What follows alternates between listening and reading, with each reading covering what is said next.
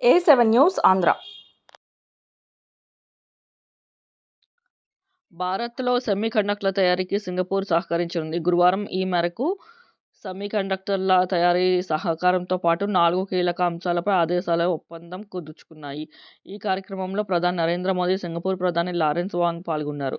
ఈ సందర్భంగా ప్రధాని మోదీ మాట్లాడుతూ, ఈ ఒప్పందాలతో భారత, సింగపూర్ మధ్య ద్వైపాక్షిక సంబంధాలు, సమగ్ర వ్యూహాత్మక భాగస్వామ్యం బలపడతాయని అభిప్రాయపడ్డారు.